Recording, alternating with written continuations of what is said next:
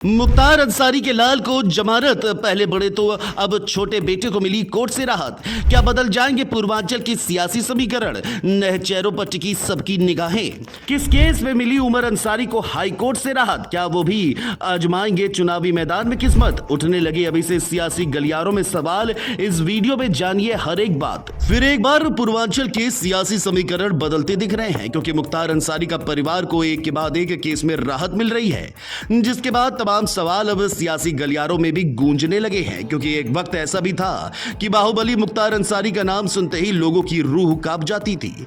तो कभी उनके परिवार की राजनीतिक पकड़ गाजीपुर और मऊ से लेकर पूरे इलाके तक फैली रहती थी। लेकिन वक्त बदला, सियासत बदली और कानून के शिकंजे ने अंसारी परिवार की जमीन खिसका दी। लेकिन अब हालात पलटते नजर आ रहे हैं, क्योंकि कोर्ट की राहत की बारिश अंसारी परिवार पर जमकर हो रही है।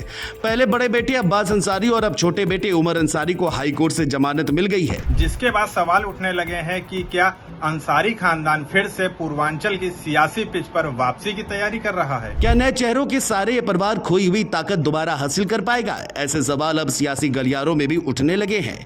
क्या ऐसा सच में होने वाला है? चलिए जानते हैं। खबरों की माने तो इलाहाबाद हाई कोर्ट ने मुख्तार अंसारी के छोटे बेटे उमर अंसारी को बड़ी राहत दी। उन पर गंभीर आरोप थे कि उन्होंने गैंगस्टर एक्ट में जब्त की गई 10 करोड़ की संपत्ति छुड़ाने के लिए अपनी मां अफसा अंसारी के फर्जी हस्ताक्षर करके कोर्ट में अर्जी लगाई। इस मामले में अगस्त में उनकी गिरफ्तारी लखनऊ से हुई थी और फिर उन्हें सुरक्षा कारणों का हवाला देते हुए गाजीपुर से कासगंज जेल शिफ्ट किया गया। उमर को गिरफ्तारी के बाद से ही झूठे केस में फंसाने की बात कहते सुना गया था, लेकिन अब हाईकोर्ट से जमानत मिलने के बाद उनकी रिहाई का रास्ता साफ हो चुका है, जिससे सियासी गलियारों में चर्चाओं का दौर तेज हो गया है। हालांकि कोर्ट से मिली राहत के बाद चर्चा है कि क्या उमर भी अपने बड़े भाइयों की तरह राजनीति में एंट्री कर सकते हैं।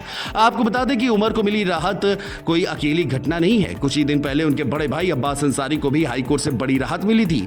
एमपी एमएलए कोर्ट ने उन्हें हेट स्पीच मामले में 2 साल की सजा सुनाई थी, जिसके बाद उनकी विधानसभा सदस्यता खत्म कर दी गई थी। लेकिन इलाहाबाद हाई कोर्ट ने उस फैसले पर रोक लगा दी और अब्बास की विधायकी बहाल हो गई। यानी एक ही महीने में अंसारी परिवार के दोनों बेटों को अदालत से राहत मिल गई।